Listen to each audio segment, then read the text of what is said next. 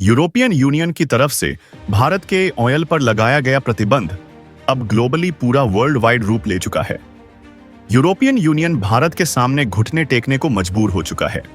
पिछले 12 घंटों में भारत की तरफ से लिए गए एक्शन के बाद यूरोप एक के बाद एक सफाई दे रहा है। वह यूरोपियन यूनियन जो चंद दिनों पहले ही भारत के ऊपर बड़े प्रतिबंध और भारतीय ऑयल रिफाइनरी कंपनी के ऊपर ब्लैक लिस्ट करने की बात कर रहा था, वही यूरोपियन यूनियन अब भारत के सामने गिड़गिड़ा रहा है। न सिर्फ गिड़गिड़ा रहा है बल्कि अपने किए की माफी भी मांगने को मजबूर हो चुका है। लेकिन पिछले 12 घंटों में भारत ने जो एक्शन लिया है उसके बाद से पूरे के पूरे यूरोपियन यूनियन की ऑयल सप्लाई ठप हो चुकी है और अब यूरोपियन यूनियन 12 घंटे में घुटनों पर आने के साथ वहां के लोगों का प्रतिबंध भी यूरोपियन यूनियन पर भारी पड़ने शुरू हो चुके हैं। इस पूरी घटना के बीच अब यूरोपियन यूनियन किस तरह से भारत के सामने गिड़गिड़ाने को मजबूर हो चुका है, इस वीडियो को देखने के बाद आप समझ जाएंगे और आखिर भारत ने उन 12 घंटों में यूरोपियन यूनियन पर किस कदर से चौतरफा एक्शन लिया है, जिसके बाद यूरोपियन यूनियन की तेल सप्लाई एक बूंद की भारत ने चंद घंटों के अंदर ही ठप कर दी है। भारत वर्ल्ड का तेल लीडर बन चुका है। यह बात समझने में अब यूरोप को जरा सी भी देर नहीं लगी है और इन सब चीजों के बीच यूरोपियन संघ खुल के अपने बचाव में उतर चुका है। यूरोपियन यूनियन के प्रतिनिधि मंडल के राजदूत हार्व डेल्फिन की तरफ से अपनी सफाई देते हुए और पूरे यूरोपियन यूनियन का बचाव करते हुए एक पोस्ट किया गया, जिसमें इस पोस्ट को लेकर के कई क्लॉज को शामिल करने और भारतीय कंपनियों पर प्रतिबंध लगाने को लेकर के पूरे देश में जिसने खलबली मचा रखी थी, प्रतिबंध को निरस्त करने की और साथ साथ इससे भारत का कोई संबंध और भारत को किसी भी तरीके से नुकसान ना पहुंचाने की बात तक कबूल कर ली है। लेकिन जरा ठहरिए, खबर यही नहीं है। अब इस पूरे मामले में यूरोप पर बुरी तरीके से मार पड़ चुकी है। जहां पर अब तक यूरोप में आसानी से तेल मिल रहा था, वहीं यूरोप में अब तेल के भाव 3 गुने तक पहुंच चुके हैं। लोग अपनी गाड़ियों को सड़कों पर खड़ा करके उसका प्रतिरोध और विरोध भी करना शुरू कर चुके हैं। गैस स्टेशन सूखे पड़ चुके हैं, बिजली के रेट आसमान चढ़ चुके हैं और कई जगहों पर हड़ताल जैसी स्थिति आ चुकी है। जहां भारत में इस वक्त पेट्रोल 96 रुपए में है, वहीं यूरोप में इस वक्त पूरे के पूरे महकमा हिल चुका है, क्योंकि वहां पर आसमान कीमतें छू रही हैं। क्या है इस वक्त पूरी खबर और भारत ने पिछले 12 घंटों में क्या क्या एक्शन लिए हैं और इन एक्शन के बीच यूरोप किस कदर से भारत के सामने घुटने टेकते हुए माफी मांगते हुए क्या पोस्ट डाली है, वो भी आपको दिखाएंगे। साथ साथ अब एक बड़ा प्रतिनिधि मंडल भारत इस पूरे मामले को सुलटाने के लिए आने जा रहा है। क्या है इस पर पूरी खबर, क्या पूरी अपडेट इस वक्त निकल कर के आ रही है, किस तरह से भारत ने दो मुंह रवैया को लेकर के यूरोप को बुरी तरीके से लथड़ दिया है, जानेंगे इस वीडियो में। तो चैनल पर बने रहे, वीडियो को लाइक एंड चैनल को अगर अभी तक आपने सब्सक्राइब नहीं किया है तो चैनल को सब्सक्राइब कर लें और बेल आइकन को जरूर दबा लीजिएगा ताकि जुड़ी खबर अपडेट आप तक पहुंचती रहे। और भारत के इस काम को लेकर के कमेंट बॉक्स में एक जय हिंद तो जरूर बनता है, क्योंकि वास्तव में भारत ने पूरी दुनिया को असल में अपनी ताकत अब दिखानी शुरू की है। जुदे अब तक यह मान रहे थे कि भारत सिर्फ एक ऑयल रिफाइनरी हब है, उस पूरी दुनिया को भारत ने दिखा दिया कि वह न सिर्फ ऑयल रिफाइनरी हब है बल्कि वर्ल्ड ऑयल एक्सपोर्ट को कंट्रोल करने वाला एक सबसे मेन देश है। और उसके बिना यूरोपियन यूनियन तक तेल पहुंचना दूर की बात, वहां पर तेल की बूंद के लिए भी पूरा यूरोपियन यूनियन तरस सकता है। दोस्तों, इस वक्त पूरा मामला गरमाया हुआ है। एक तरफ तो यूरोपीय यूनियन पहले भारत पर प्रतिबंध चढ़ा, जिसके बाद भारत में हड़कंप मचा, लेकिन उसके बाद भारत ने जो किया उससे पूरे यूरोपियन यूनियन के हकमे में हड़कंप की स्थिति बन चुकी है। भारत ना तो झुकने वालों में से है, लेकिन अब भारत झुकाने वालों में से जरूर है। यह बात तो साफ पता चल चुकी है। और इसके साथ ही साथ भारत ने यूरोप के मुंह पर करारा तमाचा मारते हुए डबल स्टैंडर्ड्स को भी एक्सपोज कर दिया है।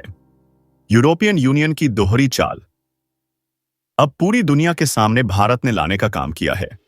दरअसल यूरोपियन यूनियन खुद तो ऑयल की जगह पर अपने गैस को परचेस रूस से लगातार कर रहा है।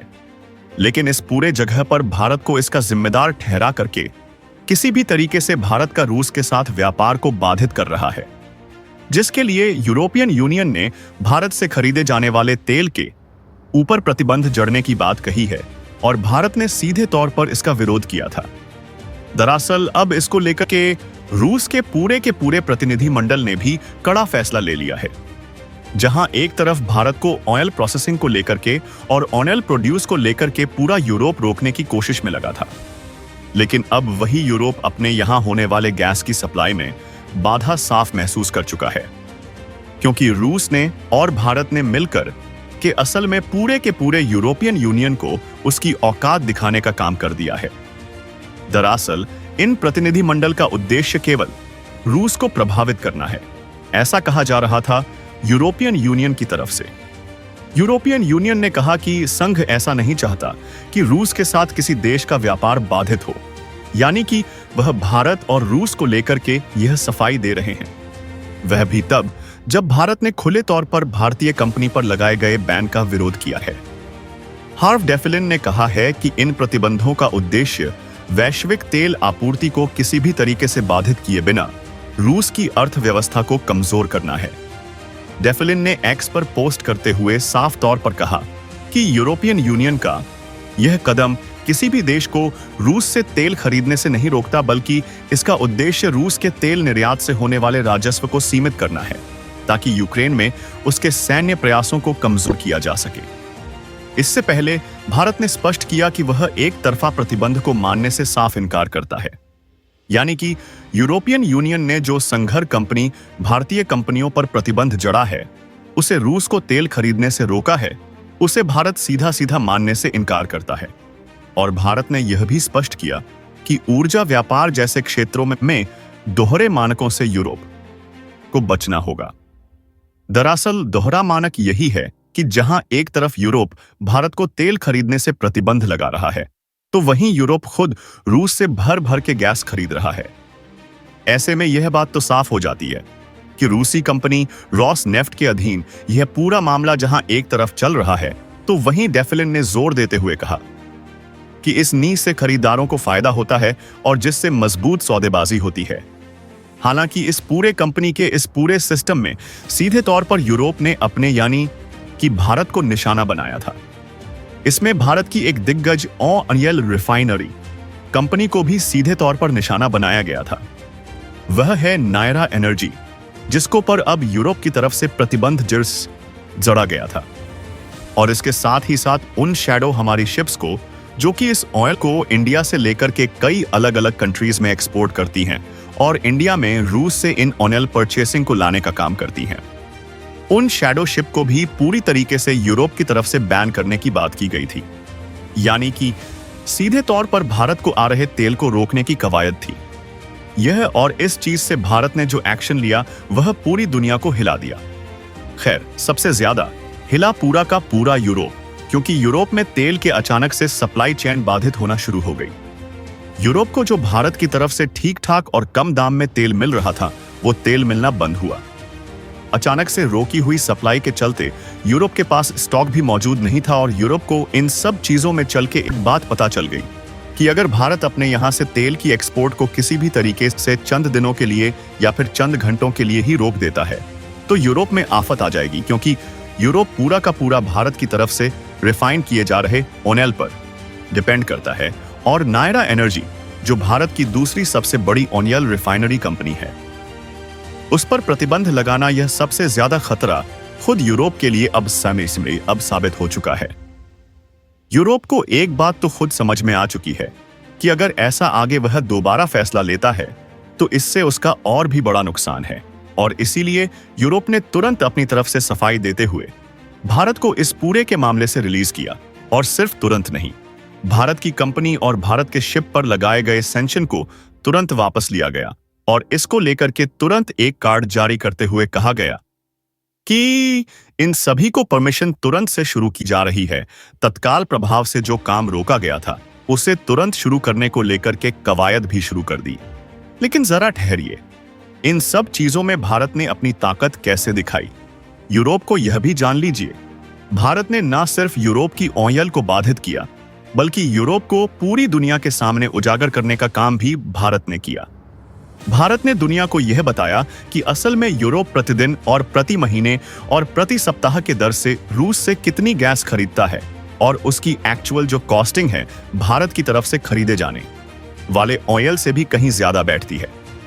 यानी कि अगर देखा जाए तो रूस को यूरोप से कहीं ज्यादा फायदा होता है भारत की अपेक्षा। इसका साफ मतलब यह है कि रूस दोहरी नीति में भारत को जहां फंसाने की कोशिश कर रहा था, भारत ने पूरे के पूरे यूरोप को एक्सपोज करके इसमें खुद यूरोप को घसीट दिया है। और अब इस घसीटने के बाद से यूरोप में साफ करते हुए कहा है कि हम प्रतिबंध तो हटा ही रहे हैं, लेकिन भारत से गुजारिश है और भारत से एक रिक्वेस्ट भी है कि वो ऑयल की सप्लाई को बाधित ना करें, क्योंकि भारत ने ऑयल सप्लाई बाधित की तो पूरे के पूरे यूरोप में इस वक्त कोई इंफ्रास्ट्रक्चर मौजूद नहीं है जो कि ऑयल रिफाइनरी का काम कर सके।